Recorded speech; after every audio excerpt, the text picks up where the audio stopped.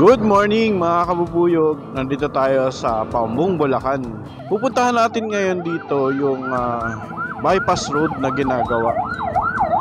Titingnan natin kung makakapasok tayo. Kasi nung nakaraan, may mga backhoe na nakaharang. Mukhang hindi pa accessible sa mga motor, ganyan. Samahan nyo ako mga kabubuyog. Liparan natin etong Paumbong, Bulacan.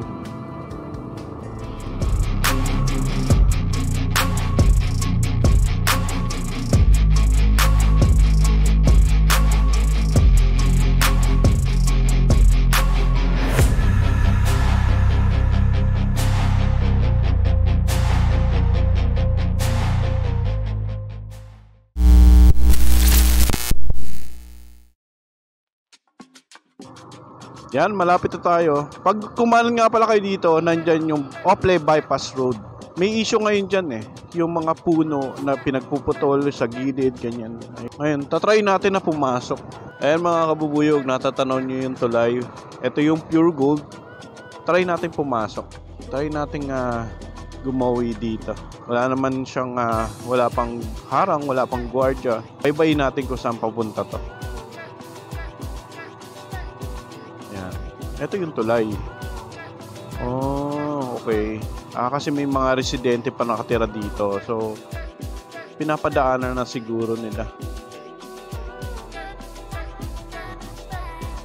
Hindi ko lang sure kung saan tagpos to. Hindi ko lang sure kung anong tinutumbok nito. Pa-comment na lang mga kabubuyog. Pero ang ano nito, ang haka-haka, ganyan. Papunta daw to ng Balagtas. Diretso yata ng Balagtas. Rough road nga lang siya pero accessible naman. Ang maganda ngayon, hindi siya putik kasi kung nag-uulan ako, sigurado putik to kasi ang tambak niya lupa. Tapos ang view dito, kung nakikita nyo, puro pala isdaan. Ito dati siguro tambakan ng basura. Medyo malapad. Mayahalin tulad natin siya dun sa mga bypass road na ginagawa dito sa Bulacan. So ito, isa na to dun sa mga magiging bypass road dito sa Bulacan. Siguro medyo matagal-tagal pa bago mapakinabangan to. Pero ngayon nakakadaan pa naman, nga lang talaga. Rough road lang talaga. Pasal lang tayo. Daming ibon, no? May mga ibon na sumasabay. Buti na lang yung motor natin pwedeng pang off-road. Dito natapos na yung yung semento sa gilid. Ganyan kalapad yung kalsada. Hindi natin alam kung makakadaan pa doon. Diretso lang tayo. Pinadaanan kasi may mga kabahayan pa dito. May mga tricycle. Kaya pa yan. Diretso lang tayo mga kabubuyog. May nakikita akong mga backhoe doon. Loader, hindi ko alam kung ano yun. And wala pa namang bantay. Ayan, no? Kung makikita nyo talaga malapad talaga siya. May sasakyan pa dun. Pag may nakausap tayo dito, magtatanong-tanong tayo kung saan papunta to. Walang tao.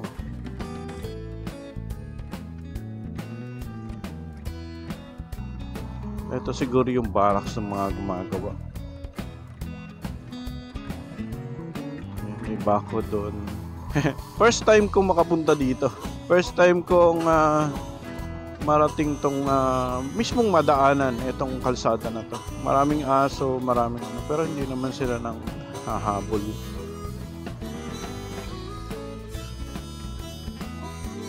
May kalsada pa dun. Tsaka may backhoe. Hindi ko alam kung saan ang tagpos dito. Ito na siguro yung pinakadulo. Try natin, gumawi pa tayo doon. Ang taas ng tambak ko. Saka yung tinatambak nila, mukhang ang pinanggalingan, yung mga, alam niyo yung pinagtitibag na kalsada, ganyan. Kasi siya, wala na, end na. Ito na mga kabubuyog, hanggang dito. Ay, meron pa. Sige, try pa natin. Makakadaan pa naman.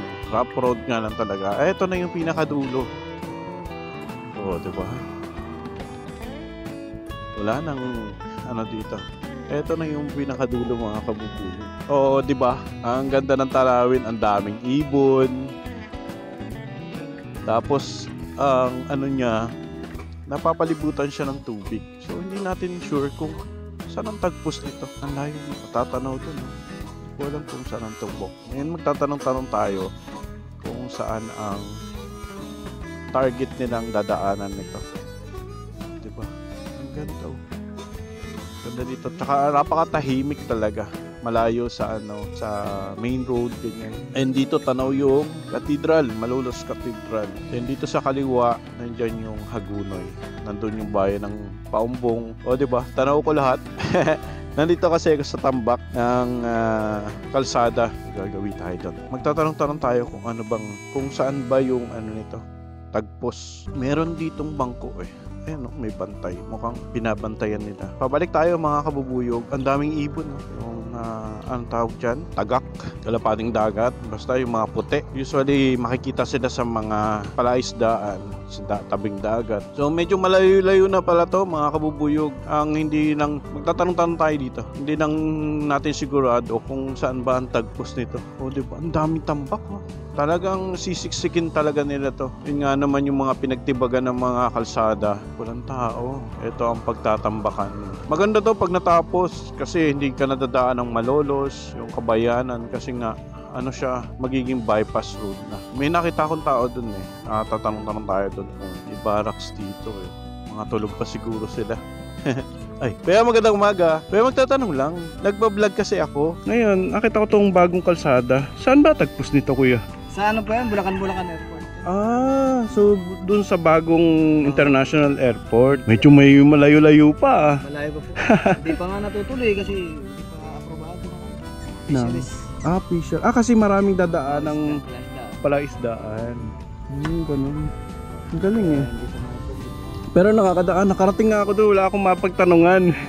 Walang tao Kami pag gumagawa niyan. Kayo po. Okay lang naman na may mga dumadaan-daan dito, Basta pag may operation, tigil silang dumaan. Eto po, mapapanood mo yan doon, kuya.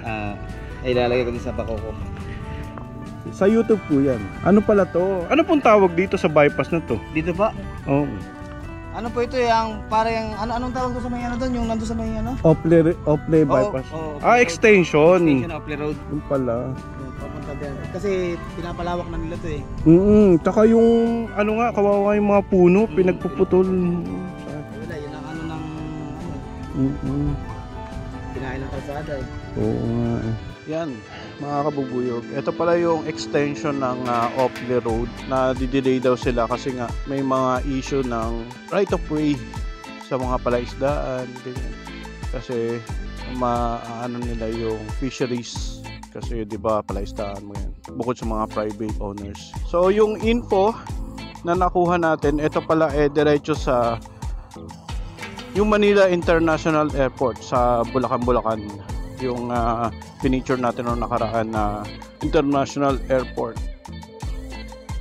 So ang kinagandahan dito, pinadadaanan na siya kasi nga siguro may mga residente nakatira sa paligid.